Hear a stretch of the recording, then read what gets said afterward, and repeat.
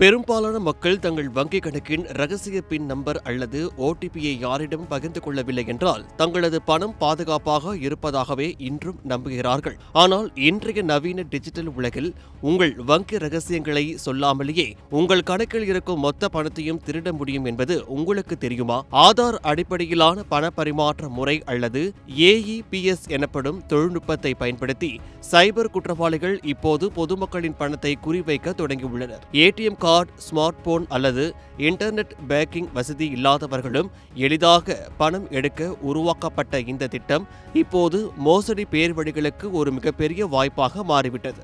இந்த மோசடி எப்படி நடக்கிறது என்பதுதான் இதில் மிக முக்கியமான விஷயம்.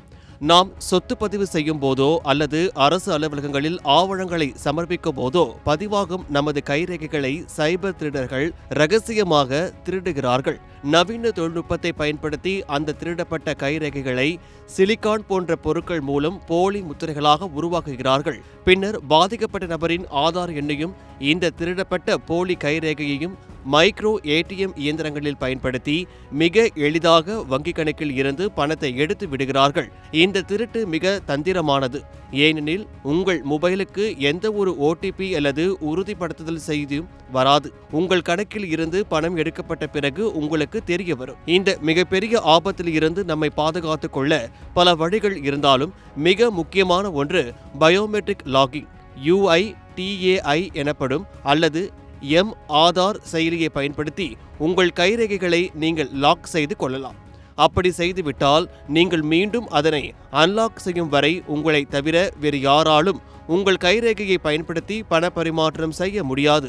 தேவைப்படும் போது மட்டும் சில நிமிடங்களுக்கு அன்லாக் செய்துவிட்டு வேலை முடிந்ததும் மீண்டும் லாக் செய்து கொள்வது உங்கள் பணத்திற்கு ஒரு மிகப்பெரிய கவசமாக இருக்கும். அதேபோல் தேவையற்ற இடங்களுக்கு உங்கள் ஆதார் கார்டு நகல்களை கொடுப்பதை தவிருங்கள். அப்படி கொடுக்க வேண்டிய சூழல் ஏற்பட்டாலும் அந்த நகலில் உங்கள் கையெழுத்திட்டு எந்த தேவைக்காக அந்த நகல் கொடுக்கப்படுகிறது என்பதை தெளிவாக குறிப்பிடுங்கள்.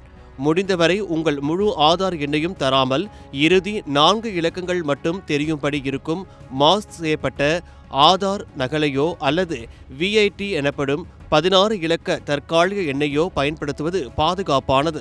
உங்கள் வங்கி பரிமாற்றங்களை தொடர்ந்து கவனிப்பதும் ஏதேனும் சந்தேகம் இருந்தால் உடனடியாக சைபர் கிரைம் போலீசாரிடம் புகார் அளிப்பதும் உங்களை காக்கும். விழிப்புணர்வே உங்கள் பணத்திற்கான மிகப்பெரிய பாதுகாப்பு.